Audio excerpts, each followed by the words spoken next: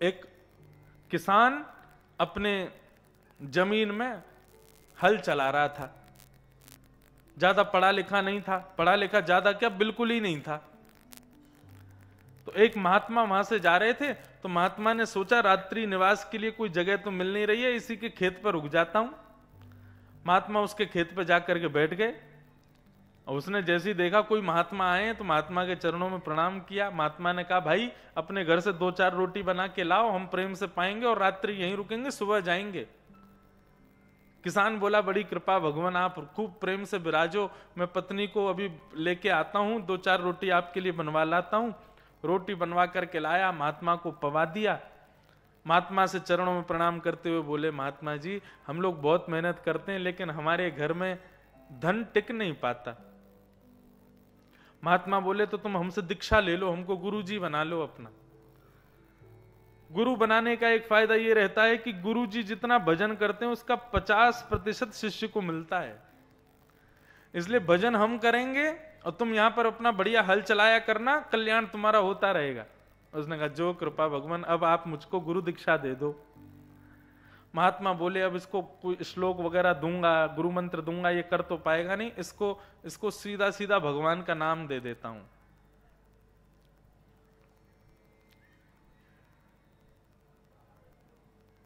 और गुरुदेव ने दिया, बोले बोलो कृष्ण चंद्र। उसने बोला कृष्ण चंद्र। बोले अब यही तुम्हारा मंत्र है, इसका गुणगान करते रहो, कृष्ण चंद्र कृष्ण चंद्र कृष्ण चंद्र, यही बोला करो। 20 बार में तो उसको याद हुआ कृष्ण चंद्र, और याद हुआ, याद होने पर अपनी पत्नी से और कह दिया, तुम भी याद कर लो, कभी कभी मैं भूल जाया करूं तो मुझे बता दिया करना। पत्नी बोली ठीक है। अब वो तो बैठ करके, गुरुजी तो चले गए, वो कृष्ण चंद्र कृष्ण चंद्र कृष्ण चंद्र कृष्ण चंद्र नाम जप कर रहा था। इतने में पत्नी आई, बोली अरे थोड़े ने काम कराओ, थोड़े बीज बोने हैं, थोड़ा जोताओ खेत को। बोले अभी तो मैं नाम जप कर रहा हूं। बोले तुम्हारी जगह मैं बैठ के कर लेती हूं, तब तक तुम जाओ बीज बो के आ जाओ। बोले हाँ ठीक है। माला अपनी पत्नी को दे दी, बोले तू नाम जप कर, मैं जा रहा हूं, और जैसे ही लौट के आऊं मेरा नाम वापस कर देना मुझको। बोले हाँ कर दूंगा। सीधे लोग थे दोनों। अब पति अपनी पत्नी को नाम दे करके चला गया और खेती बाड़ी करने लगा। लौट करके आया, पत्नी से बोला हाँ तो गुरु मंत्र वापस दे दो मुझको। पत्नी ने माला पकड़ा दी और बोली खसीटे चंद्र। अब जैसे ही उसने खसीटे चंद्र सुना, उसको लगा यही होगा, उसको भी याद नहीं था। हाथ पांव धो करके खसीटे चंद्र खसीटे चंद्र खसीटे चंद्र खसीटे चंद्र। वैकुंठ में बैठे ठाकुर जी जोर जोर से किलकारियां मार करके हंसने लगे। लक्ष्मी जी बोली क्यों हंस रहे हो? बोले एक भक्त मेरा नाम जप कर रहा है। बोले क्या नाम जप कर रहा है? ठाकुर जी बोले देखो। देखा तो लक्ष्मी जी बोली अरे ये तो खसीटे चंद्र बोल रहा है। बोले खसीटे चंद्र बोल रहा है, इसका कल्याण करना है मुझको, इसको वैकुंठ लेके आना है। लक्ष्मी जी बोली अरे गलत सलत नाम गा रहा है तो इसको वैकुंठ क्यों मिलना चाहिए? नाम सही गाए उसको वैकुंठ मिलना चाहिए ना। ठाकुर जी बोले अरे तुमको नहीं पता मेरा नाम खसीटे चंद्र भी है। बोले क्यों? बोले कि जब हम छोटे थे वृंदावन में लीला करते थे और जब गुटमुन गुटमुन चलते थे तो गुटमुन गुटमुन चलते समय कभी कभी घिस घिस के भी चलते थे तो यशोदा मैया प्यार से बोलती थी अरे आगे हो मेरो खसीटो चंद्र, आगे हो मेरो खसीटो चंद्र। तो उस बहाने से मेरा नाम खसीटे चंद्र भी है और इसका मैं कल्याण करूंगा। और उस किसान का कल्याण हो गया, उसको वैकुंठ मिल गया। तो भाव कुभाव अनख आलसहु नाम जपत मंगल दिस दसहु। भाव से जपो, कुभाव से जपो, सही सही जपो, गलत गलत जपो। ठाकुर जी तो कृपा करते हैं, ठाकुर जी कृपालु हैं।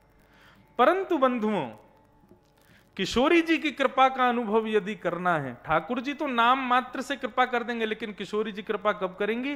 जब नामी को पहचानोगे, मतलब कृष्ण को जानोगे। और कृष्ण कहां से पहचाने में आएंगे? कथा से आएंगे, सत्संग से ही आएंगे, वैष्णव जनों के संग से ही आएंगे। तब किशोरी जी कृपा करती है। तब किशोरी जी ने सुखदेव से कहा सुखदेव यदि तुमको मेरे पास रहना है तो पृथ्वी पर जाओ, जाकर के इन कृष्ण की कथा को जान करके आओ, समझ करके आओ।